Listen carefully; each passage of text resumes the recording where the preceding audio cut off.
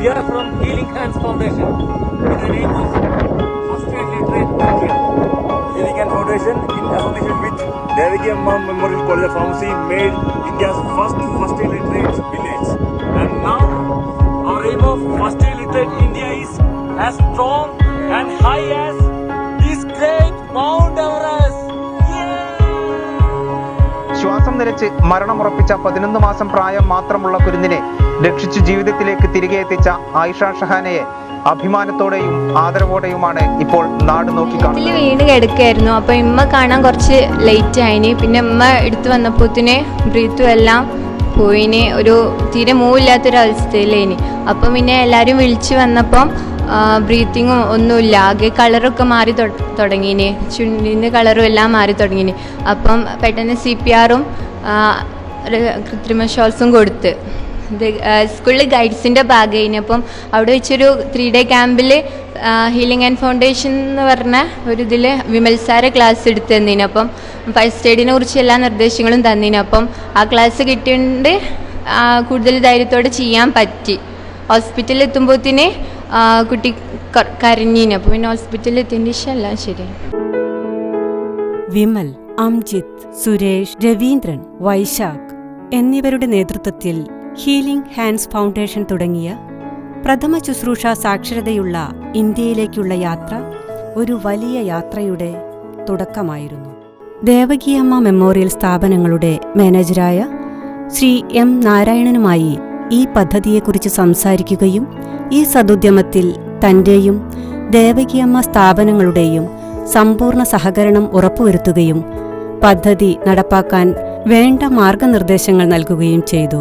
പരിചയസമ്പന്നരായ ആരോഗ്യ പരിപാലന വിദഗ്ധരും ഡോക്ടർമാരും അടങ്ങുന്ന ഹീലിംഗ് ഹാൻഡ്സ് ഫൗണ്ടേഷനിലെ ഉപദേശക സമിതി പ്രാഥമിക ശുശ്രൂഷയെക്കുറിച്ച് പൊതുജനങ്ങളെ ബോധവൽക്കരിക്കുന്നതിനായി ഒരു സിലബസ് തയ്യാറാക്കുകയും ദേവകിയമ്മ മെമ്മോറിയൽ കോളേജ് ഓഫ് ഫാർമസിയിലെ അധ്യാപകരെയും വിദ്യാർത്ഥികളെയും ഉൾപ്പെടുത്തി 30ഓളം അംഗങ്ങളുള്ള ഒരു സന്നദ്ധ സംഘം രൂപീകരിക്കുകയും ഇവർക്ക് വേണ്ട വിദഗ്ധ പരിശീലനം നൽകുകയും ചെയ്തു.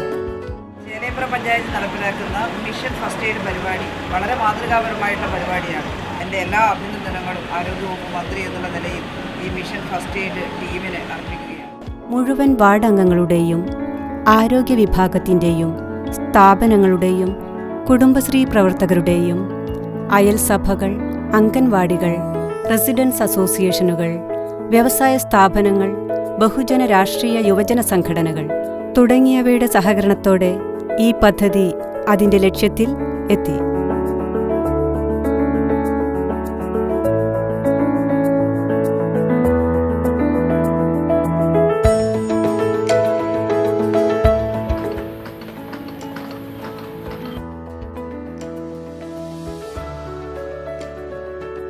ഈ ഭാഗത്തുള്ള കാലെടുത്തിട്ട് ഒന്ന് മടക്കി 2 ഭാഗം പിടിച്ചിട്ട് നേരെ കണ്ട്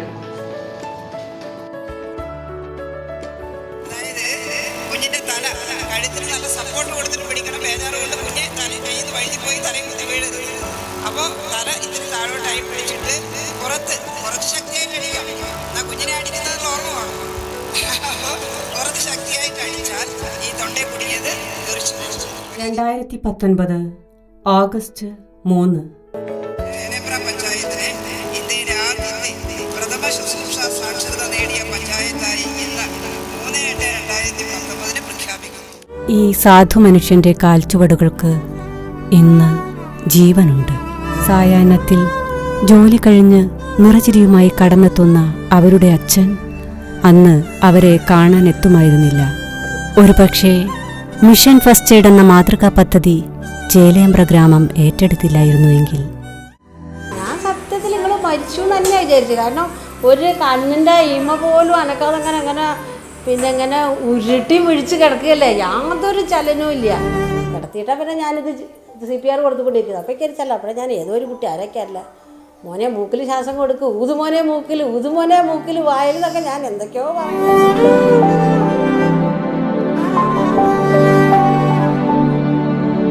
ഞാനത് ചെയ്യുമ്പോൾ മുഖത്തേക്ക് നോക്കുമ്പോൾ ഇങ്ങനെ വിറയ്ക്കുക. അപ്പോൾ ഞാൻ വിചാരിച്ചു ഏതായാലും ഇത് ബോഡി ഡെത്തായ സംഭവമാണ്, എങ്കിലും ഞാനൊന്ന് ചെയ്തു നോക്കട്ടെ വെച്ചാൽ ഞാൻ ചെയ്യണം കൊണ്ടിരിക്കണത്. നമ്മൾ ഓരോ വ്യക്തികളും ഇതിനെപ്പറ്റി കുറച്ച് അറിഞ്ഞിരിക്കേണ്ടത് എന്നുള്ളൊരു കാര്യമുണ്ട്. ഇത് ഒരു തുടക്കം മാത്രം.